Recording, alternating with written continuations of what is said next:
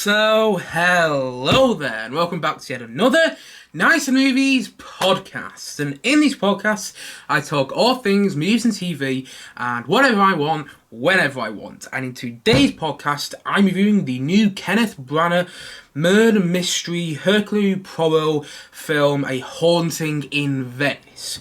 But before I do that, I should say what I say at the start of every podcast I do, which is, if you are watching this podcast on YouTube, hello there to my viewers, but you prefer to listen to your podcasts, well, guess what? You can with this one too, at Nice and Movies on Spotify, and if you are already listening to this podcast on Spotify, and do that to podcast listeners, then you can also check this podcast out visually on my YouTube channel at Nice and Movies on that platform as well.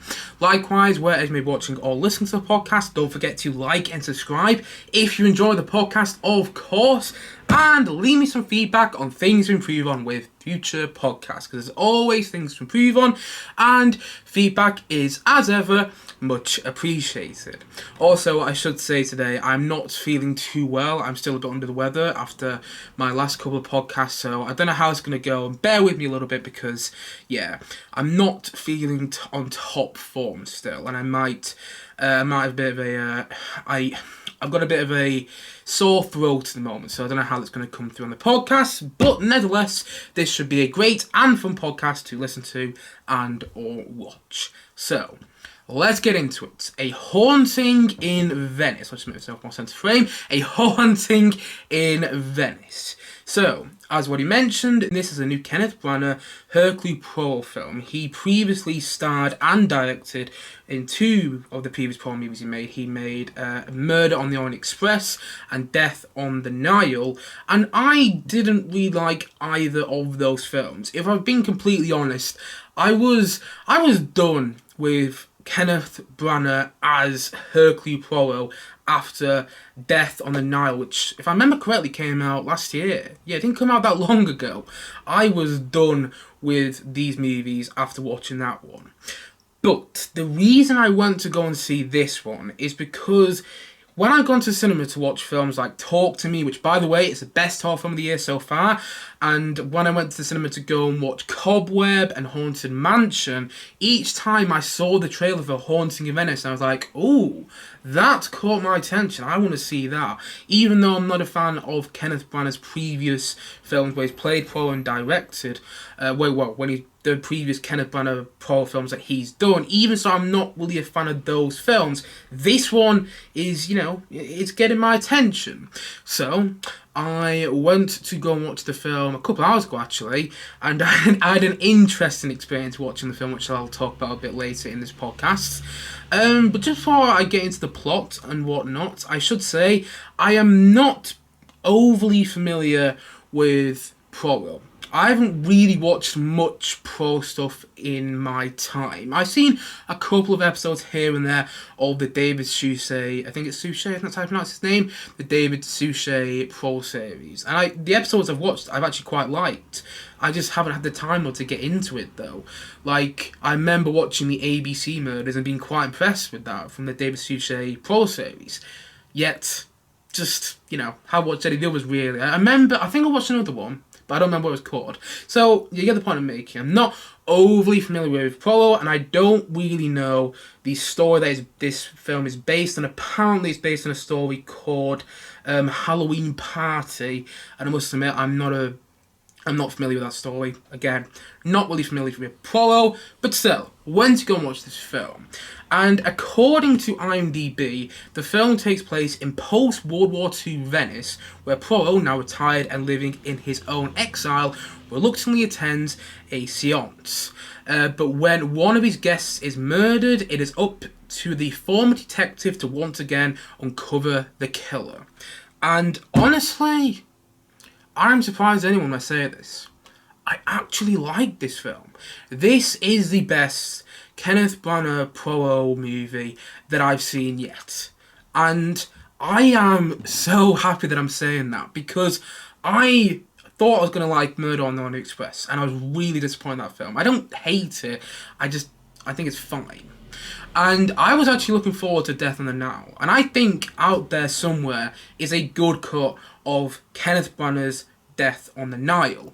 But the thing is, that film came into controversy because Armie Hammer was in it, and by the time that film came out, all the allegations had come out against him. So that film was edited in such a way where whenever Armie Hammer was on screen, he wasn't really on screen, and it was just weird watching, and it didn't really come together at all. It had a couple of interesting moments, but it was way too much CGI, and it felt like a fever dream, and a bad fever dream at that. Yet this film was grounded though, and I liked the way it was directed, and I thought the acting was great, and I was interested in the mystery. I found the mystery mysterious, and I liked these characters. I enjoyed watching these characters. I liked how this film leaned into horror more. You know, not all the horror works in the film, but I liked what Kenneth Branagh, who also directed this third in his trilogy, I liked what he was going for, even though it didn't always work. I admired his directing, and yeah, I just enjoyed it far more than I was expecting to. Also, I really like the fact that it was different than Kenneth Branagh's previous two Prawn movies, because each film, although I haven't really liked the previous two, have had their own flavour. Like Death on the Nile is different to Murder on the Orient Express, and you know, A Haunting in Venice is different to Death on the Nile and Murder on the Orient Express. And I really liked and really admired how this film was different. It felt like its own beast. You know, it didn't rely on those previous two films, and it felt very self-contained, and I really admired this film for that, and that's one of the reasons I much preferred it over the other two, because I liked the style that Kenneth Branagh went with this Prawn movie, with A Haunting in Venice.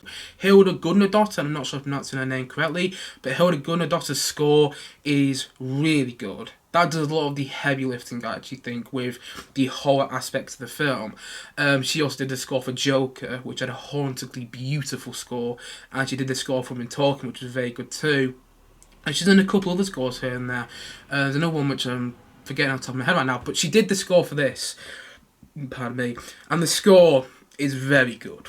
It does a lot of the heavy lifting, as I've already mentioned, with the horror in this film, and it does make you feel unnerved. Probably more than the film actually does. I don't think the horror really works too well. There's a couple of good jump scares in the film, but I spoke about this in my review of Cobweb. I think that jump scares are a bit cheap. I think they're a bit cheap because they elicit emotion for like 10 to 30 seconds. And proper good horror movies make you feel uneasy and unsettled for their 90-minute to 2-hour runtime. And you don't really get that with this film, though. There's some jump scares which work, and I was watching this with my brother in the cinema, and I could tell a couple of times when he jumped, it was quite funny. I was laughing to myself whenever he did. And there are, I can see why someone would enjoy the jump scares in this film, but personally I think jump scares are a bit cheap, and I wasn't too impressed by them, and I wasn't too impressed by the horror in the film, and continued criticisms, I guessed who the killer was. And not because of how predictable it was. I do not think this is a predictable film. I didn't think it was at all. I predicted who the killer was, though, and who did all the murders, because it was an actor in the film who wasn't getting a ton of screen time, and yet they are a famous actor. So I was watching it going, oh, it's you. It's going to be you, isn't it? Because you're not on screen that much, and you're quite famous right now.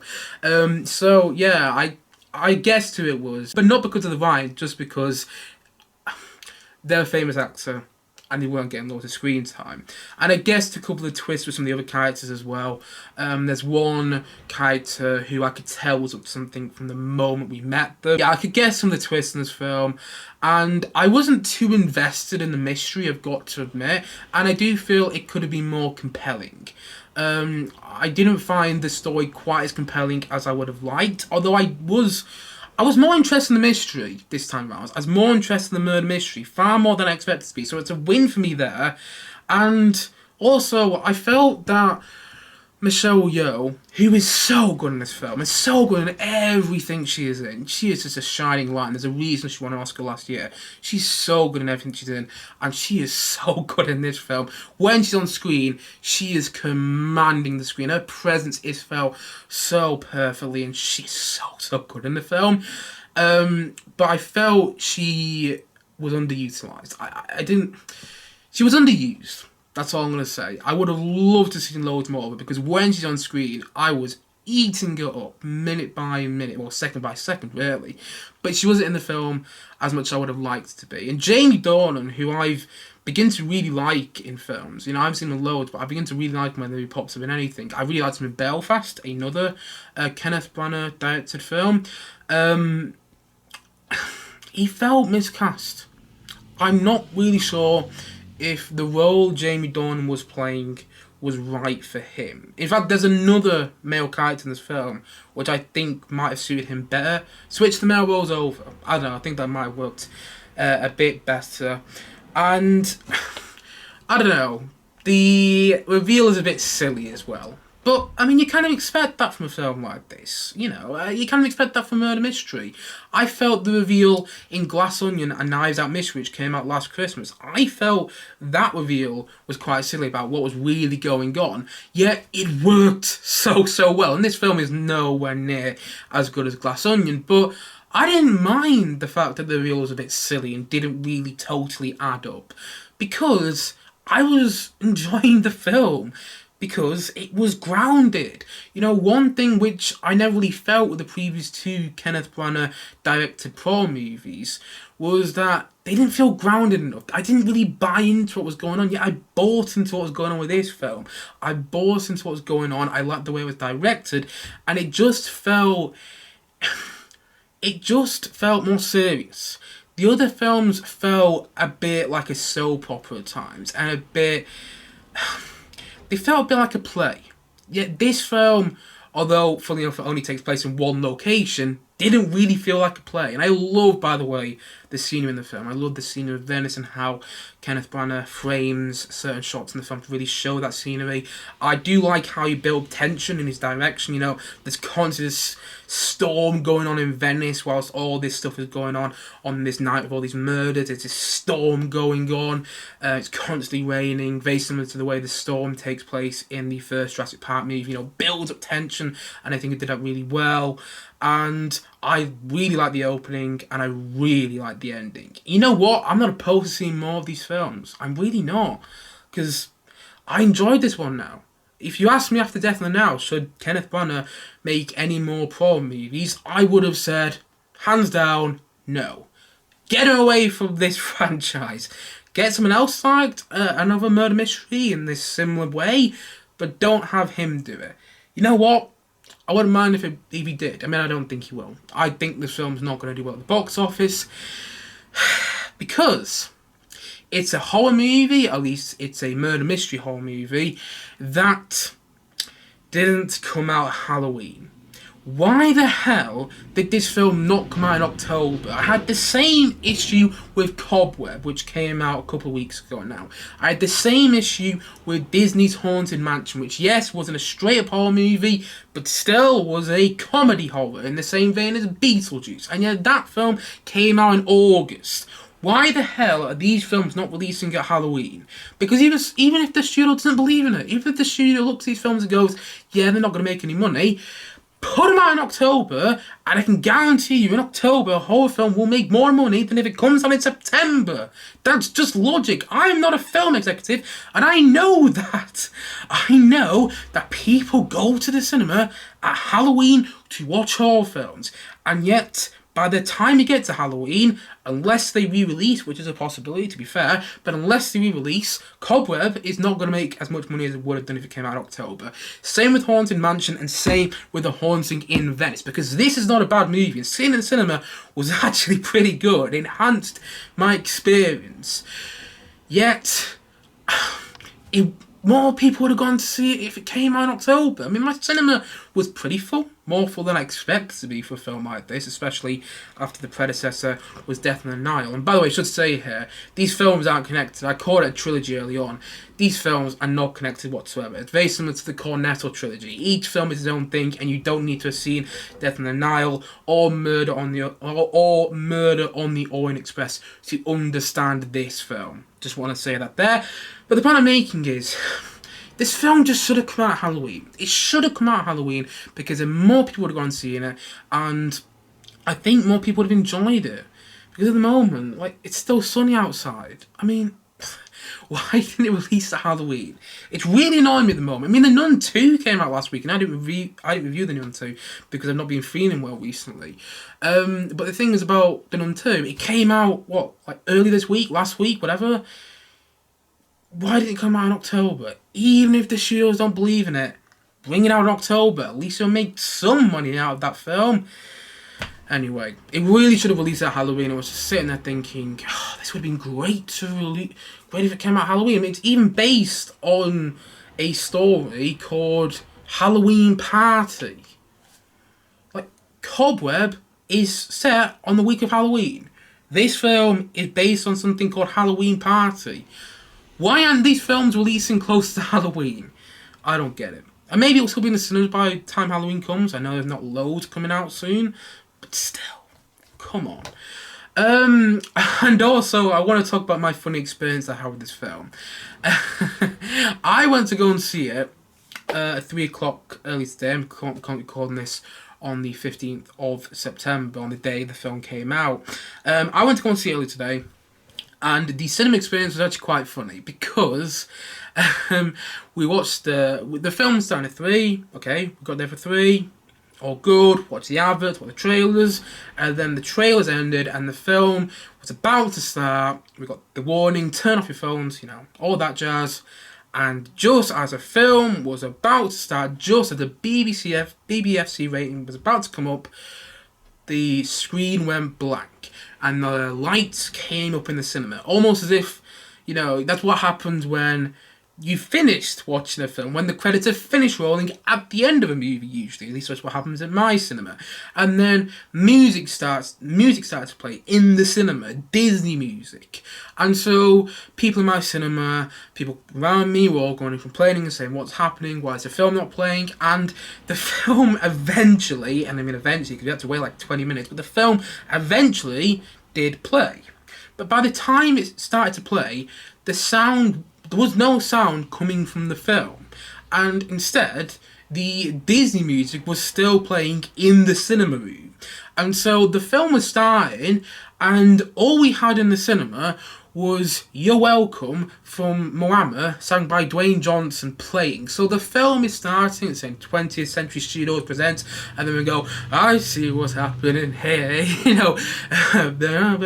you're welcome for that one, I must admit, I don't know the song too well, but you had that playing whilst the film was starting, and I was just laughing my head off. I just couldn't believe what was going on, and the aspect ratio was all wrong, the size of the screen, it kept zooming in and out, I'm sat there going, what is this? I was sat there shaking my head in disbelief as to what was going on, but also find it very funny. And I actually still enjoyed the film regardless of all that, regardless of the fact that the sound in the film itself didn't actually come into the film until about, 3-4 minutes in. Regardless of all that, I didn't really care because the film was good. It was well grounded, I believed in everything far more than I did with the previous two Kenneth Branagh horror movies. Not horror movies. God. Kenneth Branagh horror movies. That's what I was meant to say. That I believed in everything a lot more here. And I think it's the best of his trilogy, if you want to call it that. Again, they're not really connected. So you don't need to watch any of the previous horror movies to watch and understand this one. But yeah, I liked it. I thought it was good. It should have released at Halloween. But I liked the murder mystery. I liked its underlying themes of whether ghosts are real or not.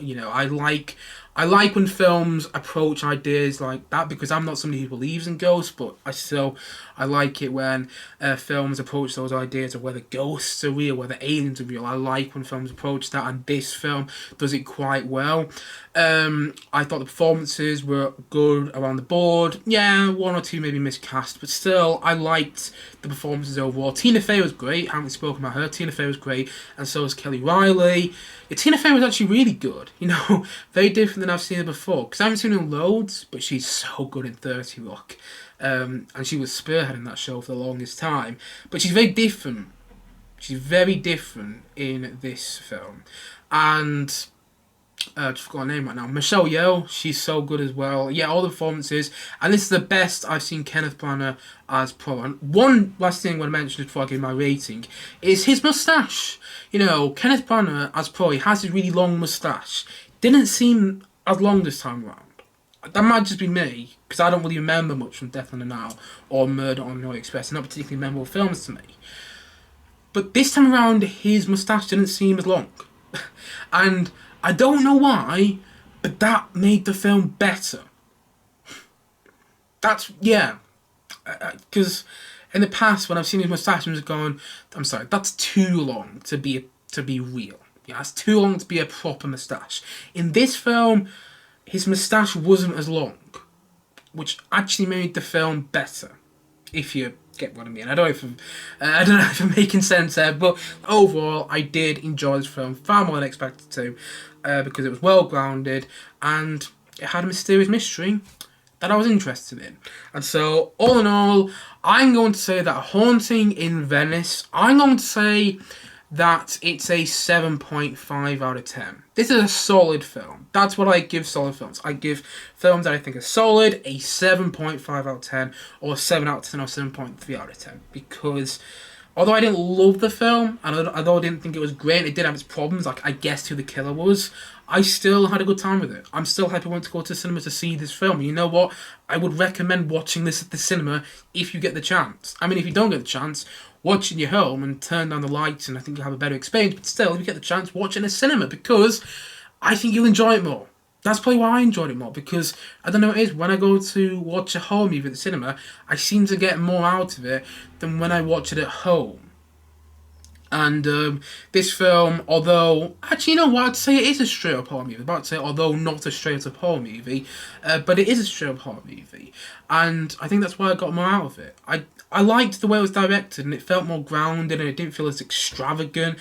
And I liked the fact that a lot of it took place in one location. I mean, there are parts of the film where you see them walking around Venice, but most of the film takes place in this one house, and I liked that. And yeah, it's better than Murder on the Orient Express and Death on the Nile, the two previous Kenneth Branagh directed Poe movies, which he also starred, and I think it's better than them. Pardon me, I think it's better than them, and I think he did a good job with this film. It's his best performance I've seen him in Poe, and it's got a great opening and a great ending, and yeah, I enjoyed this film. It's the best in the Kenneth Branagh Poe trilogy. And again, you don't need to see Murder on the Orient Express or Death on the Nile to understand this film. In fact, I wouldn't recommend those films, but I would recommend this one, which is saying a bit. And so, as I mentioned, this film works because it's a well-grounded murder mystery that's mysterious, and yes, it should have released at Halloween. Still, it's worth watching in the cinema. At least I think it is anyway. And so, all in all, as I've already said, I'm going to say that Haunting in Venice, I'm going to say that it's a 7.5 out of 10 from me.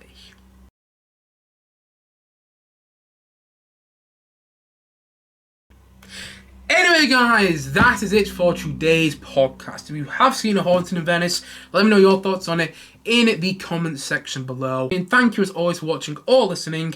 And if you haven't yet, please do click down below and like and subscribe on this podcast. And look forward to many more podcasts coming very, very soon on this channel.